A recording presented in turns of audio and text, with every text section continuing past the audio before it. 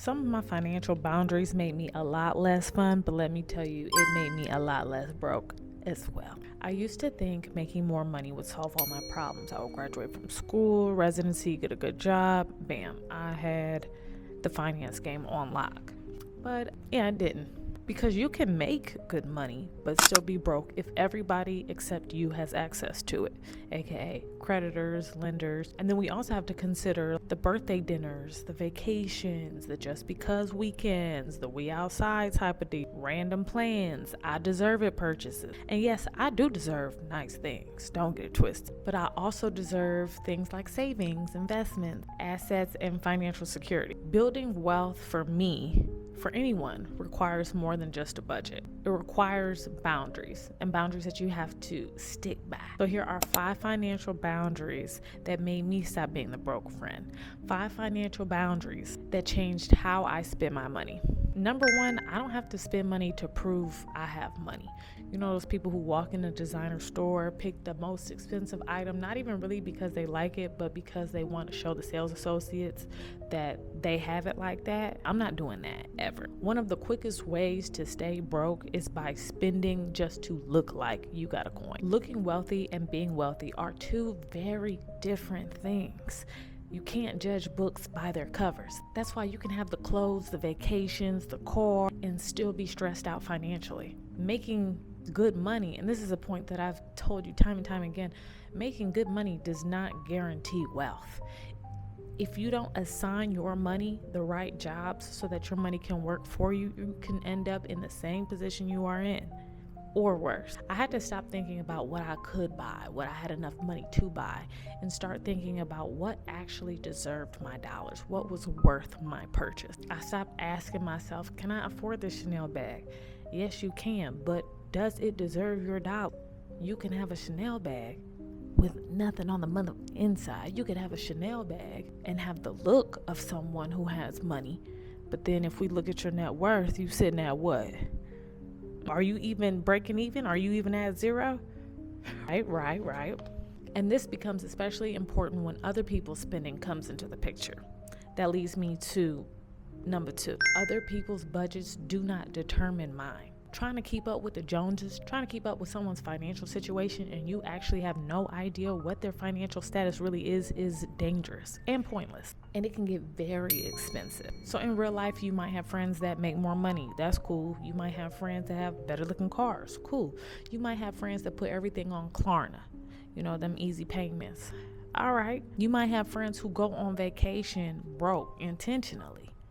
That's a choice. But none of those decisions actually changes your budget. We don't actually know how people are living their lives financially. We don't know how they're funding their lifestyles. Your friends don't have to be bad influences for you to want to overspend when you're around them. They may simply just have different priorities. Remember that my friend's budget does not determine my budget, and their yes doesn't require my yes. Sometimes you'll be in the store, they're shopping, they're buying this, they're buying that. It's okay to hang back. They want to order this on the menu, order that on the menu. You don't have to do that.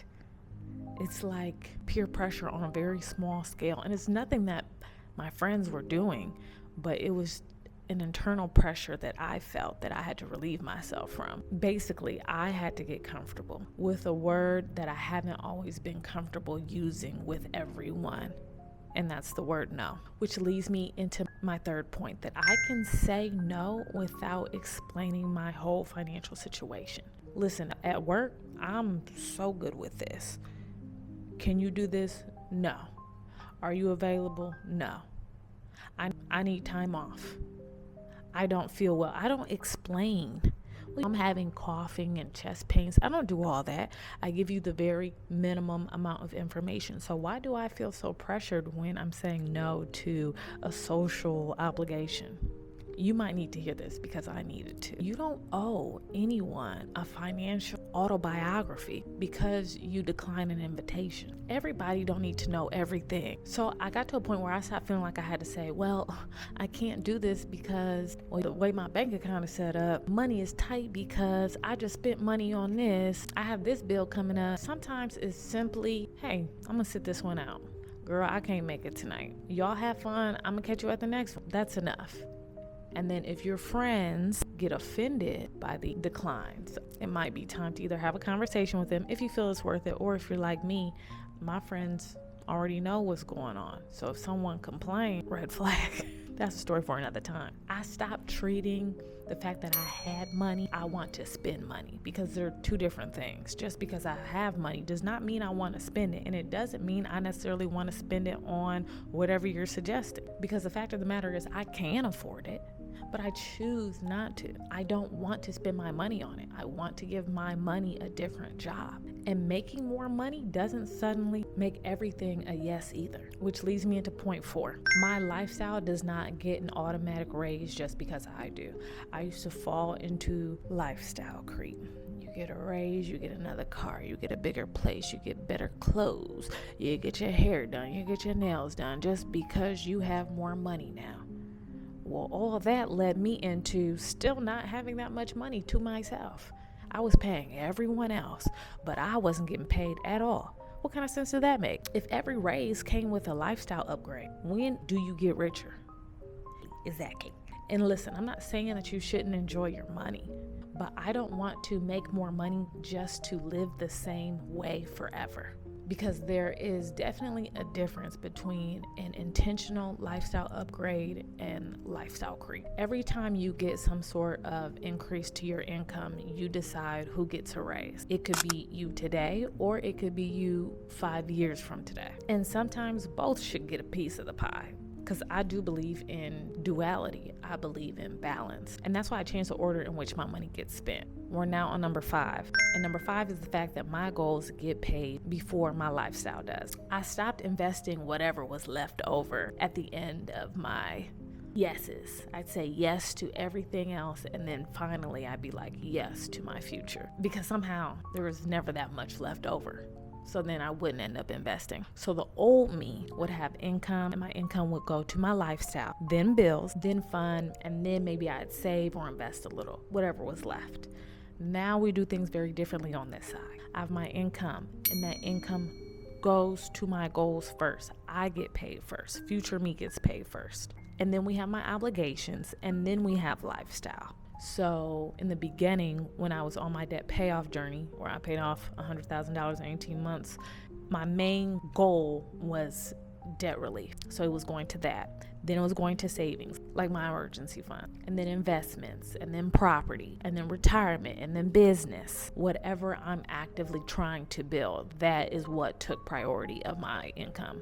My social calendar does not get first dibs on my money anymore, because that money has already been assigned to my future. And honestly, that's where the little decisions become something tangible, because now you have the fact that your debt is paid off. You have money saved. You can look at that money. You can touch it. You can just look at it. Watch it accrue interest. Then you have property that's being purchased. You got keys to different homes. You got income being made. You got different assets that you've been able to acquire because you were diligent in making sure your priorities were straight. It stopped being about what I was giving up and became more about what I was buying instead. So here's the bigger picture. We're essentially going from survival mode to scaling. As you all know, getting out of debt was not my finish line, but it was the starting line. I wasn't even at the starting line. It was the first time that I actually had money to build what I wanted to build. So we start off, I was in survival mode. I'm just trying to make it to payday. And honestly, I'm trying to make it to 2 paydays from now, because I'm already in the negative. Stability. I'm budgeting, controlling my spend, and tackling debt. I'm getting to a place where I can count on money, because it's not just going out to all these different places. Then we get to a point where I'm saving. I'm building breathing room. Then I can think about invest. My money starts buying things that can grow. And honestly, I wouldn't say investing as a whole, because my paycheck gets allocated to different investment accounts before it even touches mine. So that was kind of done like simultaneously, but I just wanted to give you that little tidbit. But lastly, and this is where I am now, I'm in the process of scaling. I'm using money and assets that I've built to acquire more assets and subsequently more money. So I have to say that the goal wasn't just to stop being broke. The goal was to make my money eventually work harder than I have to. Now, let me say this. I'm not saying no to everything. I did not get my shit together just to sit in the house and stare at my bank accounts. Hell, I just went on vacation for my mom's 60th birthday. Living does need to happen between now and your goals. And the fact of the matter is, if you know me, you know that I like nice things. I like little designer pieces here and there. I like nice cars. I like convenience. I like saving my time. And I do enjoy spending money. Money is meant to be enjoyed. It's a tool to use to get to where you need to go, but it's also a tool to use to get what you want out of life.